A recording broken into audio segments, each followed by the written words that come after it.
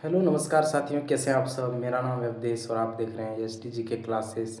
तो आज हम जो है फिर से क्लास 12th इंग्लिश का जिसका नाम है रेनबो पार्ट 2, इसमें पोइट्री सेक्शन है जिसका नाम है फायर एंड हेमन।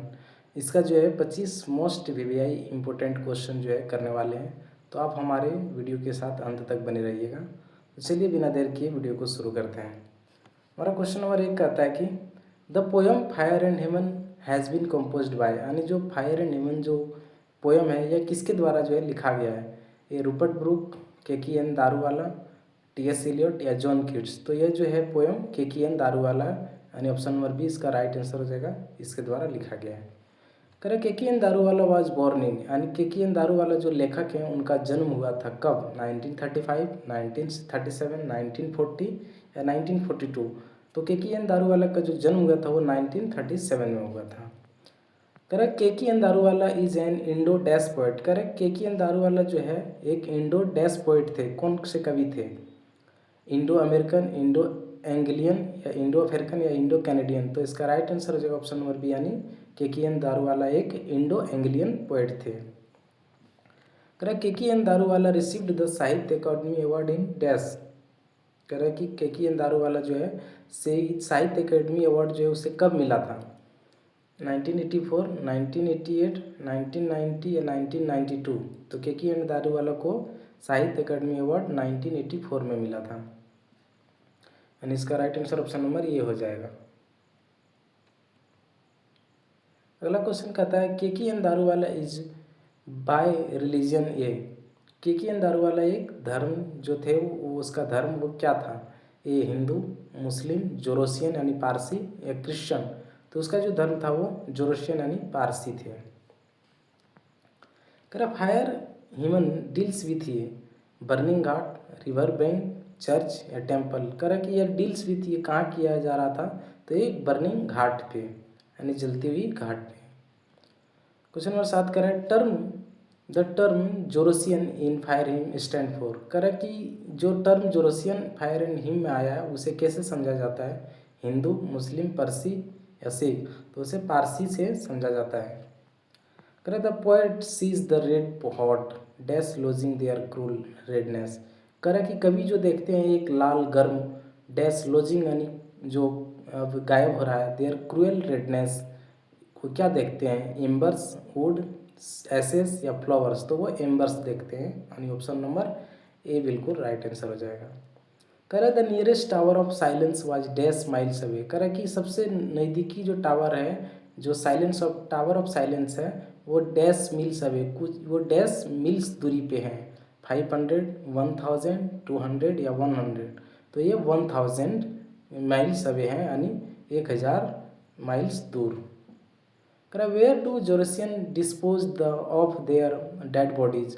करें कि कहाँ जो है जोरसियन लोग अपने डेड बॉडी को डिस्पोज करते हैं? River, tower of silence, burning ghat या सीमेंट्री। तो ये जो है वो बर्निंग घाट पे डिस्पोज करते हैं। क्वेश्चन नंबर 11 कह रहा है why did the poet consign his first born child to the flames. कह रहा है कि अपने वो पहले बच्चे को कवि जो है वो क्यों ऐसा कहते हैं? Because he was angry, because the tower of silence was too far, या इट वाज हिज कस्टम, या ड्यू टू पॉवर्टी। तो because the tower of silence was too far, क्योंकि उससे जो है टावर ऑफ साइलेंस बहुत दूर था। कह कि how many years ago had the poet consigned his first born to the fire. कह कि उन्होंने कुल कितने साल के बाद जो है जलती हुई आग को ऐसे कंसाइड किया था? 10 years ago, 15 years ago, 20 years ago या 25 ईयर्स एगो। तो 20 ईयर्स एगो लगभग 20 साल पहले। कह the poet please to save the fire from the scene of anger, forgetfulness, cruelty या प्राइड। तो इसका राइट आंसर हो जाएगा फॉरगेटफुलनेस। करा what does the poet describe as cruel in the poem. करा कवि जो है डिस्क्राइब करना चाहते हैं क्रूअल से कविता में? The wind, the fire, the river या द नाइट। तो इसमें द फायर को क्रूअल कहते हैं। करा we saw embers lodging their cruel redness is taken from. करा कि यह जो लाइन है वो कहाँ से लिया गया है, कौन से पोएम से? स्नैक से, फायर एंड हेवन से, सॉन्ग ऑफ माई सेल्फ से या द सोल्जर से। तो जानते हैं यह जो लाइन है वो फायर एंड हेवन यानी इसी से इस लाइन को लिया गया है। इसका right answer option number B हो जाएगा। करे the poet was walking along the bank of the river with his. करे कि कवि जो है नदी के किनारे अकेले टहल रहा था। वो किसके साथ, जो टहल रहा था वो किसके साथ टहल रहा था, ये ब्रदर, फादर, सन या फ्रेंड। तो वो कवि जो है वो अपने पिताजी यानी फादर के साथ टहल रहा था। यानी इसका right answer option number B हो जाएगा। करा Keki N Daruwalla was a recipient of Commonwealth poetry award and dash. करा कि केकी एंड दारूवाला को पोइट्री के क्षेत्र में कौन सा अवार्ड से नवाजा गया था। तो पद्म भूषण, साहित्य अकादमी अवार्ड, भारत रत्न या ज्ञानपीठ अवार्ड। तो इसको जो है साहित्य अकादमी अवार्ड से नवाजा गया था। क्वेश्चन नंबर 18 कह रहा है कि the second time the fire shed the to the poet. कह रहा है कि दूसरी बार जो आग है वो पोएट से कहते हैं यानी कवि से कहते हैं आई फॉरगिव यू, मैंने तुम्हें भूल गया, for dash violating the Parsi tradition, arriving late, not praying या क्राइंग। तो इसका राइट आंसर हो जाएगा ऑप्शन नंबर यानी violating the Parsi tradition. Question number 19 कह रहा है the fire at times forget its dead because it leaves some parts, completely burn, half burn, unburned या कॉल्ड। तो इसका राइट आंसर हो जाएगा ऑप्शन नंबर बी यानी हाफ बर्नड।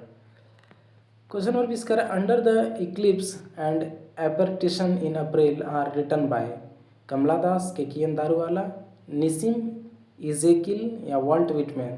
तो इसका राइट आंसर हो जाएगा ऑप्शन नंबर बी यानी केकीएन दारूवाला। करें the phrase half cooked limbs in fire and hymn refers to. करें कि जो मुहावरा जो है हाफ कुक्ड फिल्म्स ये जो है इससे या क्या रेफर करते हैं, एनिमल्स, डेड ह्यूमन बॉडीज या वेजिटेबल्स या वुड। तो इसका राइट आंसर हो जाएगा ऑप्शन नंबर बी यानी डेड ह्यूमन बॉडीज। करे the poet's father pointed out the dash to him at the ghat. करे कि पोएट्स के पिताजी जो क्या पॉइंट करते हैं उस घाट पे, half burned fingers, ashes, water या स्मोक। तो कवि के पिताजी जो है वो हाफ बर्न्ड फिंगर्स यानी आधी जली हुई उंगली को पॉइंट करते हैं। करा I sure to save fire from the scene of forgetfulness is a line from. करा कि यह जो लाइन है वो कहाँ से लिया गया है, फायर ह्यूमन, स्नैक, एन एपिटैफ या माई ग्रैंड मदर हाउस। तो हम जानते हैं कि यह लाइन जो है वो फायर एंड हिम से लिया गया है। करा what IPS officer was also a well known poet in Indian literature. करे कि क्या जो है IPS ऑफिसर जो है वो भी जानते थे इंडियन यानी भारतीय साहित्य के रूप में कवि को, केकीएन दारूवाला, जयंता महापात्र या निसिम एजिकिली या AK रामानुजन। तो केकीएन दारूवाला को इसका राइट आंसर हो जाएगा ऑप्शन नंबर ए। कहते हैं पोयम यानी जो फायर एंड हिम यानी जो कविता है रिफ्लेक्ट्स द थीम ऑफ, यह कहाँ के थीम को रिफ्लेक्ट है, love and peace, death and religious obligation, war and patriotism या नेचर्स ब्यूटी। तो इसका जो फायर एंड हिम जो रिफ्लेक्ट इसका थीम जो है वो डेथ एंड रिलीजियस ऑब्लिगेशन से रिफ्लेक्ट है। तो दोस्तों आज का हमारा जो सवाल था वो यहीं पर समाप्त होता है। यदि आपको वीडियो अच्छा लगे तो इसे लाइक और चैनल को सब्सक्राइब कर लीजिएगा। आपको वीडियो देखने के लिए बहुत बहुत धन्यवाद। तो मिलते हैं आपसे नेक्स्ट वीडियो में।